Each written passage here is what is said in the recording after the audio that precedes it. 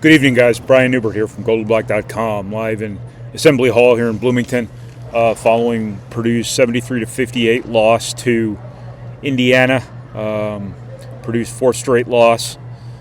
This one coming by virtue of a 48-21 scoring disparity in the second half to the host Hoosiers, who really took it to Purdue after halftime, and really a stunning meltdown on Purdue's part.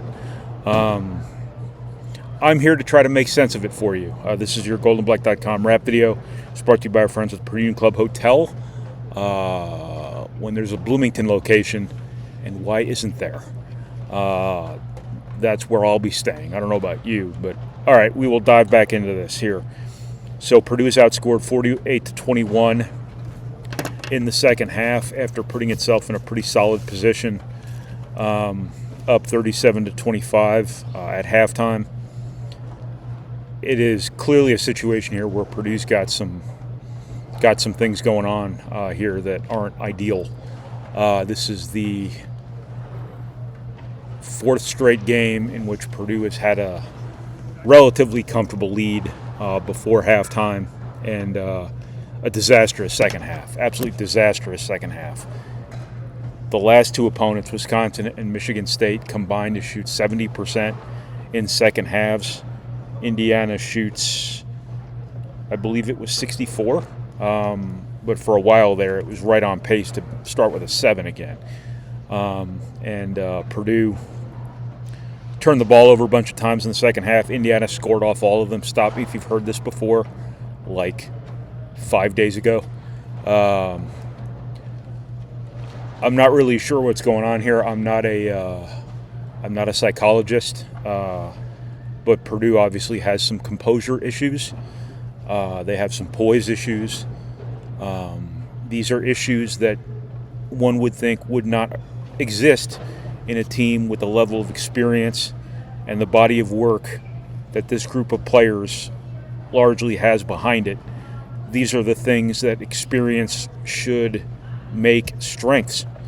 And you saw that in January when Purdue hadn't played any of its higher stakes Big Ten games, really. But during this 4-game losing streak, you've seen the opposite, because Purdue has not been as steady as an older and pretty high IQ team should be. And some other things are going on here where I think that Purdue's defense has been figured out. And the adjustments offenses are making to it are very effective. Purdue has not had any real counterpunches when teams are not turning the ball over. Purdue is still struggling in ball screen defense, things like that. Begging the question here is, did Purdue just sucker punch people defensively in January? Did Purdue overachieve? Did Purdue get as much as it possibly could have out of a small front court, a thin front court, and its inherent limitations on the perimeter? Size, things like that. Did Purdue overachieve to the point where now the bottom is kind of not dropping out but normalizing? I think those topics are all kind of on the table here, but Purdue has not been able to get stops in second halves. I think Indiana, for the second time, had a really good game plan against Purdue's defense, executed it better in the second half of this game than the first. But it's easy to execute offensively when you're getting pick six turnovers left and right. Again, stop me if you've heard this like 5 days ago, however many days ago Michigan State was. That speaks to composure. It speaks to, Braden Smith and Trey Kaufman-Moran and Fletcher Lawyer, Purdue's best players, having to be better than this. But also, I think the second half today was a reminder of December and November, when Purdue's secondary ball handler issue was a really acute problem for this team against specific types of opponents. When Indiana had to play desperate, Purdue is the team that should have played desperate today. But when Indiana had to play desperate, they did, and they cranked up their pressure in the second half, and Purdue's limitations in terms of ball handlers showed up again. They needed Smith to be brilliant in that second half. he was something less than that. He turned the ball over 6 times in the game, but I thought C.J. Cox and Jakari Harris as well kind of looked like freshmen. Again, this was the issue, a big part of the issue at Penn State, at Marquette, Texas A&M. What's the other one? It doesn't matter. Purdue had an issue with pressure earlier in the season that it seemed to have graduated out of, but maybe that was just a matter of Purdue hadn't played a lot of teams that do this. And being up 12 at halftime, again, I said this about another game, maybe Wisconsin, is that, being up at halftime wasn't the best thing in the world for Purdue, because maybe they eased up a little bit. They thought they had it won, which is a sign of an immature team, not a mature team. And when you've played as many college basketball games as these guys have, when you have played for a national title, when you have won back-to-back Big Ten championships, if you're not mature by now from a basketball perspective, when are you going to be mature? The sky is not falling. This is not what Purdue is used to. So I don't want to make it sound like Purdue is the worst team in college basketball right now. But the things that should be associated with experience, composure, maturity, poise, those are the things that are going sideways on Purdue. Execution, being detail-oriented, it's part of their issue defensively right now. It was part of their issue offensively in this second half. When the game got pretty physical, Purdue needed to be really good in what it does executing on offense, and it just was not. Purdue was overmatched by Indiana's defense, and this is a good offensive team. They've had their ups and downs.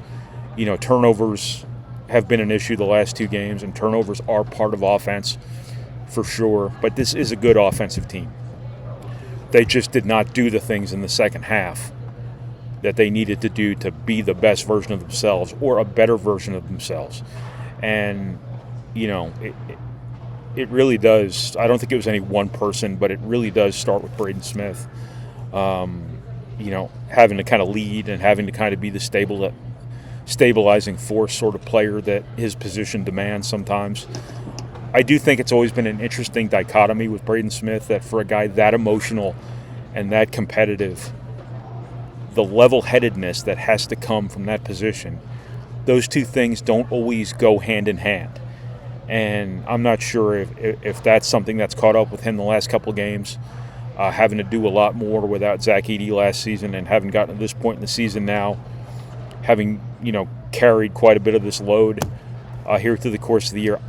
I don't know. And I don't know if that last sentence that came out of my mouth made any sense. But a lot of this doesn't make any sense right now. But Braden Smith's got to be better than this. Trey Kaufman-Ren's going to be better than this. I think IU did a good job, taking him away better than anyone else has done, at which time you just got to get the ball out of your hands. You got to let somebody else make a play. And I thought he forced things at times. And ended up with 9 points and 3 turnovers. Again, fouls out. Just not the standard that these guys have set for themselves, Braden Smith and Trey Kaufman-Renn both. This is not the standard that they should be held to because of how good they are, how great they've been this season. When you're criticized after games like this, it is a backhanded compliment because everybody knows you're good, everybody knows you're great. And that's the standard now. I think Fletcher Lawyer, really gave Purdue a chance from an offensive perspective, scoring his 20 points. He can be better as a back-end defender. I think he was, as Purdue in general was in that second half, I think a step late here and there. But Purdue in general just has to be better. And, something that does a thought exercise I'm going to raise right now. Purdue's up 37-25 at halftime, right? Purdue made a bunch of threes in the final 10 minutes of the first half to put themselves in that position. Fletcher Lawyer made shots. Miles Colvin erupted. This was the game you've been waiting for from him. He only made 3 threes, but one of his shots was right inside the line. I thought it was a 3, so I've been saying ever since the game ended he made 4 threes. Was the second half the aberration in terms of IU dominating those 20 minutes, or was those last 10 minutes of the first half the aberration because Purdue made so many threes? I don't know. I don't. But Purdue's got to get its legs back under it here. It's got to get some poise back. It's got to. It just has to find some answers here. It has to. It has to play like an experienced team, and what it's done here the last couple games. Not just broadly, but in important moments, in the moments where you either win or you lose, I think Purdue's lost itself a little bit. And, I kind of wonder if there's not some things that have kind of gotten under this team's skin that have sort of resonated. You've been hearing a lot about Twitter lately, and you people are the worst, at the absolute worst. But I think that that's something teams just gotta graduate out of worrying about. I know it's easier said than done. I've had my share of stupid trolling on Twitter that's gotten under my skin that I've taken to bed with me at night sometimes, and I've just started muting everyone who even runs the risk of doing that. But a quick little PSA for college basketball players, whoever else: the block button and the mute button are your friends. Just block them. Just don't even pay any attention to it. But I think at Michigan too, the officiating got under Purdue's skin, and you just, when you see the concentration and you see the lack of detail orientedness, I'm not necessarily tying these two things directly to one another. You just sort of wonder where Purdue's head is right now, and it clearly wasn't where it needed to be in the second half of this game. I thought the Michigan game was kind of an abomination. I thought Purdue had that one, and the foul disparity just caught up with them. And then I thought Wisconsin just roasted them from an offensive perspective. I thought the Michigan State game was turnovers. This game was just a full-on malfunction, and there's really no other way to explain it. If I had all the answers to tell you, then I would obviously tell you. If Matt Painter had all the answers, he would be able to share those with us, and thus we would pass them along to you. But nobody does. It's a mystery, and this team is better than a 4-game losing streak. This is a really good team. Still, college basketball teams lose games. Sometimes they lose 4 in a row. But a lot of this is Purdue just not being as good as Purdue should be. And I don't need to tell Purdue that it should expect more from itself, because I'm sure they know that. But this is not what any of these guys, I'm sure, envisioned this season being. There's no shame in losing to your rival on the road. Remember, this Indiana team damn near won in Mackey Arena. This is a hard place to win. It always is. But Purdue is the better team between these two. Purdue played for 20 minutes well enough to win, and then Purdue just completely melted down. Indiana deserves some credit, yes, but Purdue shoulders more than its share of responsibility for what happened after halftime. And now Purdue's season is, the Big Ten title is obviously out the window, and Purdue is not playing like a team that deserves to win the Big Ten title anyway. That sounds like a hot take, but it's true. Purdue's still got a lot going for it from an asset perspective, from an experience perspective. It just needs that stuff to click now going into the postseason. That's got to be the focus. Just get all this stuff together. Start to collect yourselves. And I'm not saying that these guys aren't trying to do this. I'm just saying that when you're looking at this from a recalibration of expectations perspective, this is still a team that can get to the second weekend of the NCAA tournament. This is still a team that can win the Big Ten tournament if they get right. And that's the deal now. They can, the way they're playing right now, some of the things that are undoing them, they can lose to UCLA at home. They can lose to Rutgers at home. They can lose at Illinois, even though Illinois is a complete chemical spill right now. There are wins remaining on this schedule. There are losses remaining on this schedule for certain.